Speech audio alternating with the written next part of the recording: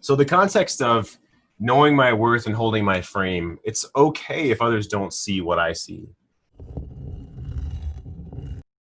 And it's not doesn't make me wrong. It doesn't make them wrong if they don't see that. So I want to ask you actually about the question I asked you this morning. We started it yesterday on the show, and yesterday on the show you said, yeah, it's really attractive when a man like owns his own torturous self, I guess I could say, or owns his own darkness or his own shadow. Mm-hmm. And when when he can bring that with a woman or into the space with a woman. And I was talking about a guy who's in recovery and that I've been working with for about 3 years. He's local here, and he's had some. He's not in a long-term relationship right now. He's had about 3 in the past 3 years, and they've gotten better, if you will. The quality of them have gotten better, and they've ended in a better way. And that's his long-term relationship work, guys. But this dude has no problem getting women. Every time I talk with him, he's able to get women, have sex with multiple women within the same time frame. I'll call him, we'll talk 2 weeks later, and he's got 2 new girlfriends, this kind of thing. So he has no problem with women whatsoever, and he's not learned it anywhere. But what he's done is he's brought his truth into that space with them, and part of his truth is his addiction from the past, his with alcohol and drugs. And you'd see him on the street; he looks like a normal dude, and yet he has all this sexual success with women. And I was asking you about that. And this morning I asked you to elaborate a little bit more on that. And you were sharing about, you were trying to explain that to me basically. And I said, hey, what are you going through right now when you're trying to explain this to me? Because it feels like there's some stuckness there. It feels like there's something in the way. Mm-hmm.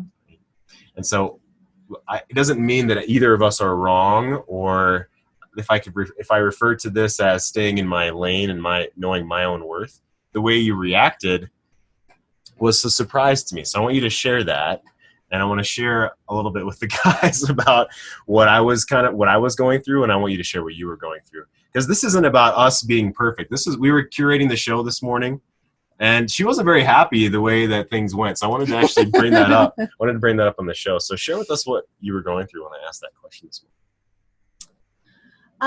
I was trying to share an emotional experience. I was trying to put words to an emotional experience.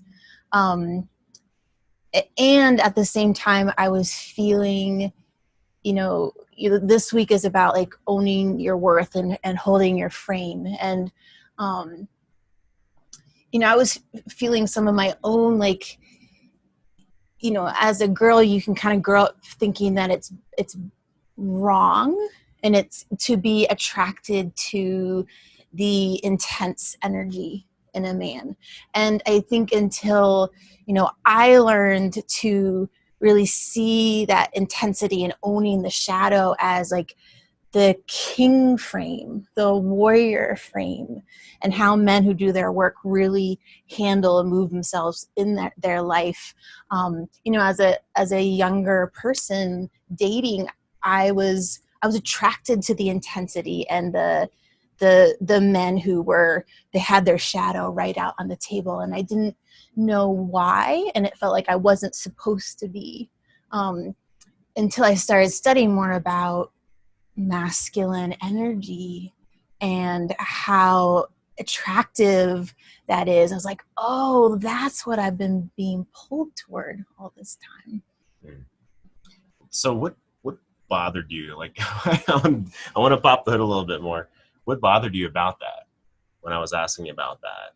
And I said, it seems like you're getting kind of defensive when I'm asking about this. I was having a hard time putting words.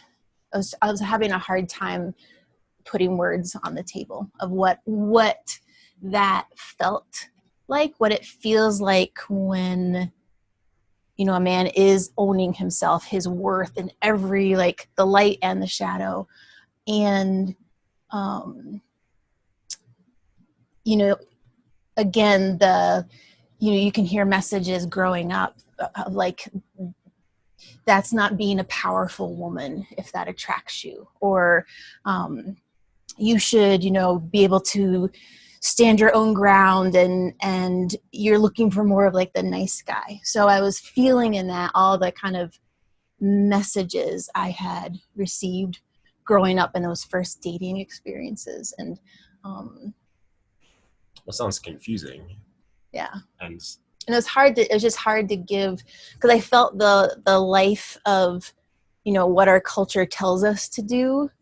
And then I felt like in my femininity, what truly pulls me. And sometimes those don't match up. And it's sometimes scary to talk about what truly pulls me as a woman, for fear of it being seen as not empowered or not strong.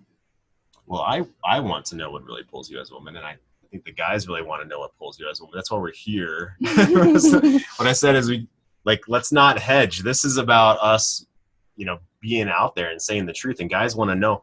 We want to know what shadow side draws a woman in sexually. Mm-hmm. That doesn't mean that we want to be an addict in our life to make that happen. Right. Like, we want to be able to turn that fucking fire on, and then when we wake up the next morning, go live our life in a kick-ass way. But it doesn't mean I need to be a disaster in my life and come and then share my disaster to turn on my woman. We want to know. That's not, no. Right. And then certainly the messages that we get from parents, other authority figures, teachers, of what we should be doing, definitely does not consider our base desires necessarily. And that was something that interested me as well with what you were saying.